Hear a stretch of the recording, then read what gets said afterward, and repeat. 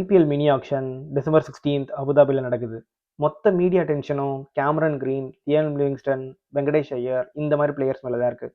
But இந்த ஒரு திறமையான பிளேயர் பற்றி யாருமே பேச மாட்டேங்கிறாங்க. வாங்க யாருன்னு போய் பார்ப்போம். Player is none other than England's current wicket keeper Jamie Smith. இவருக்கு ஏன் ஸ்பெசிஃபிக்காக நான் இந்த ஆக்ஷனில் டிமாண்ட் இருக்குன்னு நினைக்கிறேன்னா, இவரோட explosive and fearless batting style தான். இங்கிலாந்து நடந்த எல்லா T20 லீக்லையும் செம்மையாக ஆடி இருக்காரு. And at the same time இந்தியாவுக்கு அகேன்ஸ்டான டெஸ்ட் கேமில் 80 பால்ஸில் செஞ்சுரி அடிச்சார் இந்த வருஷம் பிகினிங்கில். ஆக்சுவலாக ஐபிஎலோட ரூல் படி ஒரு பிளேயர், ஒரு ஓவர்சீஸ் பிளேயர் மெகா ஆக்ஷனில் ரெஜிஸ்டர் பண்ணல அப்படின்னா மினி ஆக்ஷனில் ரெஜிஸ்டர் பண்ணக்கூடாது. பட் ஐபிஎல் இவருக்கு ஒரு எக்ஸம்ஷன் கொடுத்து மினி ஆக்ஷனில் ரெஜிஸ்டர் பண்ண அலோவ் பண்ணியிருக்காங்க. டெஸ்ட்டில் செஞ்சுரி போட்டதை வச்சிடலாமா ஒரு பிளேயர் எடுக்க போகிறாங்கன்னு நீங்கள் கேட்கலாம். பட் அது மட்டும் ரீசன் இல்லை. இவர் ஒரு பவர் ஹீட்டராக இருந்தாலும் அட் த சேம் டைம் ரொம்ப டெக்னிக்கலான ஒரு பிளேயர். ஸோ அதனால தான் இவருக்கு டிமாண்ட் இருக்கும்னு நினைக்கிறேன். என்னென்ன டீம்ஸ்லாம் இவருக்கு போவாங்கன்னு பார்த்தீங்கன்னா, கேகேஆர் கண்டிப்பாக போவாங்கன்னு நினைக்கிறேன். ஏன்னா அவங்க ஒரு விக்கெட் கீப்பர் தேடிட்டு இருக்காங்க.